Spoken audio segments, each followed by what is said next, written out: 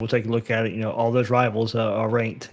Georgia, FSU, LSU, Tennessee, all in the top 10 right there. And that leads us to the schedule right here for the Gators. And Will, um, looking at the schedule, of course, open up the road, on the road versus Utah. I just mentioned them. Cam Rising back, Brent Keithy back there for that Utah offense.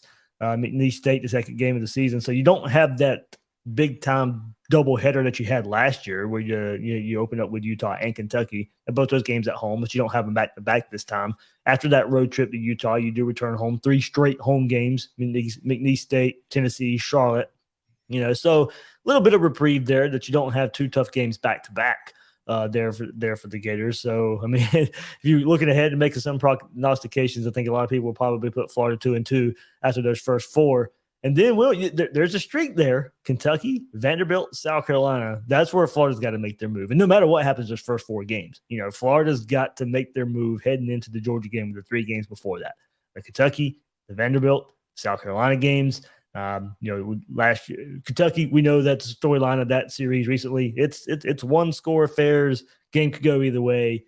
Vanderbilt finally gets one over Florida, but for most of the time, Florida should be winning that game, and Florida destroyed South Carolina last year. So 3 games in a row going into that Georgia game where if Florida's going to make their move, if Florida's going to make some positive momentum in the 2023 football season, no matter what happens versus Utah, no matter what happens versus Tennessee, and no matter what happened with Florida being at 6-7 this past year, Kentucky wasn't very good. Vanderbilt wasn't very good. Carolina, of course, after Florida made a run, but we know that those are 3 winnable games right there that Florida has to make a move going into that Georgia game with. Yeah, I mean, if you look at that schedule, a normal Florida team, we'd say 6-1 is absolutely possible with that start. Yeah. And given the way Florida's owned Tennessee over the years, you'd really say that's the expectation is that Florida's going to be 6-1 with the way that sets up. Now, I don't think Florida will be 6-1 coming out of it, but that's a possibility. It's also possible they could be, 2-5 going into that particular space.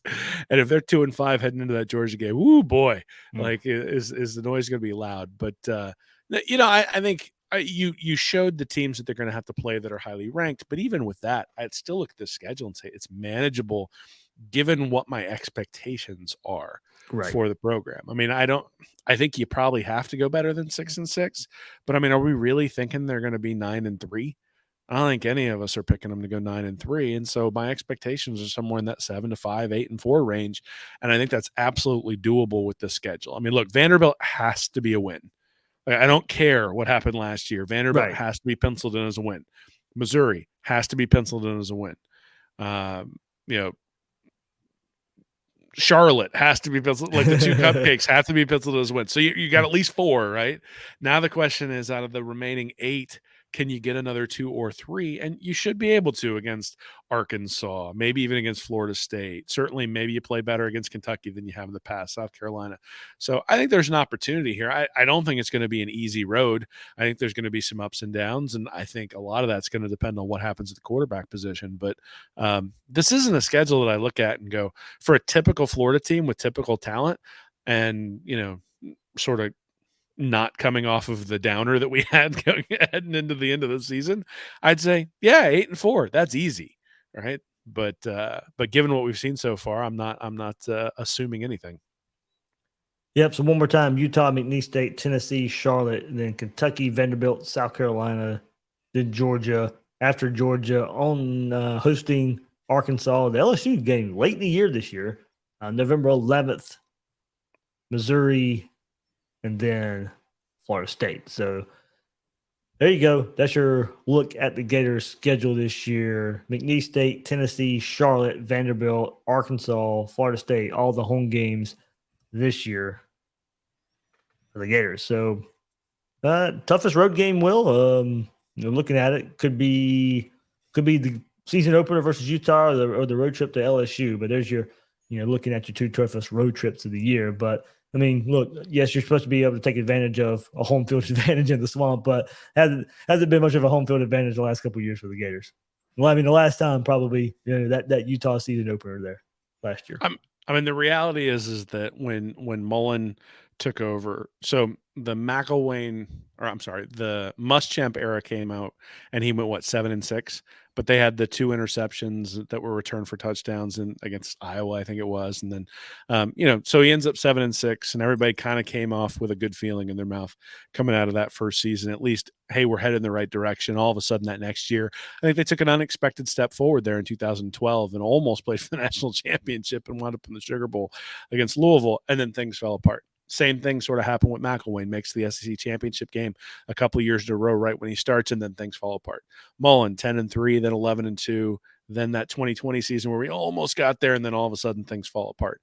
So my hope here in all of this stuff is that I do agree with the statement that you've got to give these guys patience to build what they're building, and we have to see what they're building. I may disagree with the way they're building it, or I may be concerned about the way they're building it, but you got to give them the patience to do that. And so the question, it's what I opened up with, which is saying, you have to show me progress from that Utah game to the Tennessee game to the Kentucky game to the Georgia game to the LSU game to the Florida State game.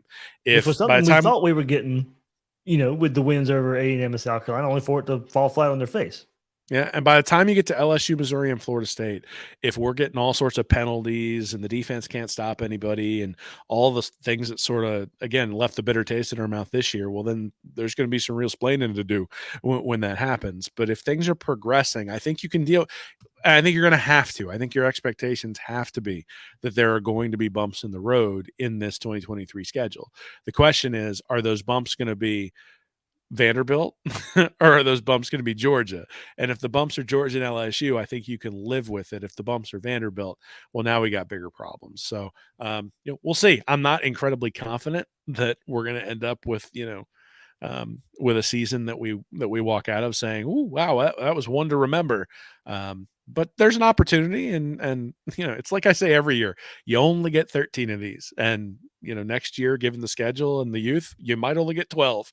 So you got to enjoy it while you've while you got the opportunity. Because to me, at least, Gator football is always more than just did you win a national championship. It's building to that point, and it's enjoying the process of building to that point. And I think one of the things, you and I both have a couple of Georgia fans in our lives. You probably have way more than I do. And the ones who are at least reflective about their program, and so you could talk to them last night, were like the people I talked to at least were appreciative of the journey and appreciative of the down years and the build and all that sort of stuff. And so we're getting a little bit of that right now. And the worm's going to turn eventually, and Florida's going to be back on top. But it feels like you're in the darkness or in the wilderness while it's happening. So hopefully we don't feel like we're in the wilderness against Vanderbilt next year. That's all I have to say.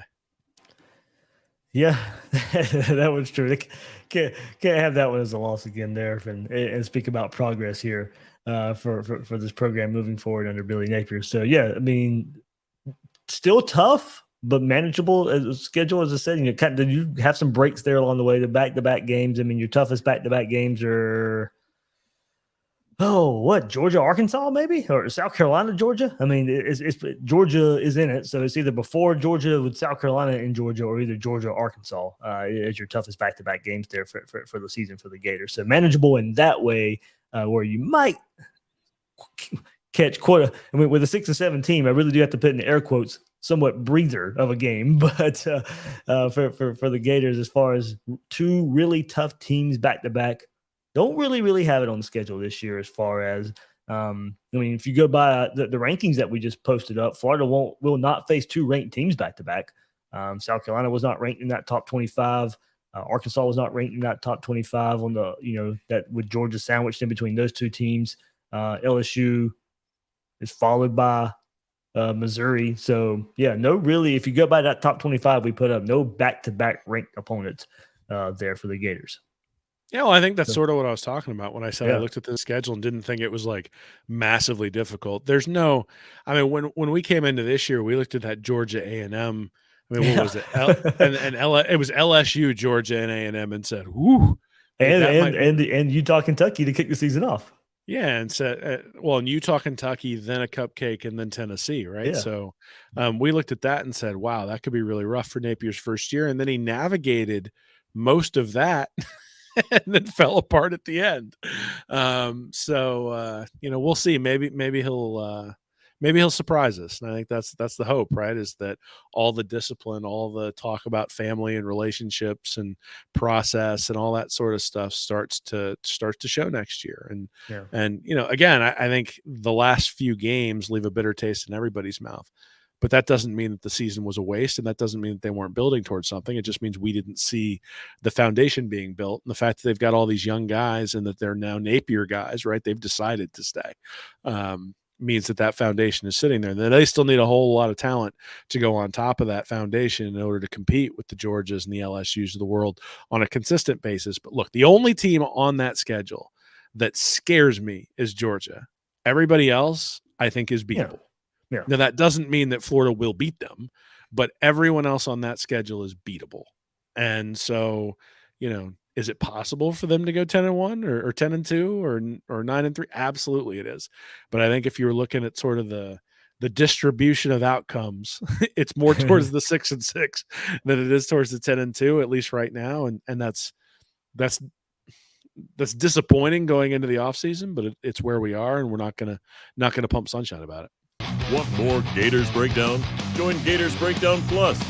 Starting at $3 a month, get access to unique episodes, plus a blog, chat room, giveaways, shout-outs, and more. Gators Breakdown Plus is furthering the interaction with fans and listeners like you. Head to gatorsbreakdown.supportingcast.fm to join Gators Breakdown Plus today.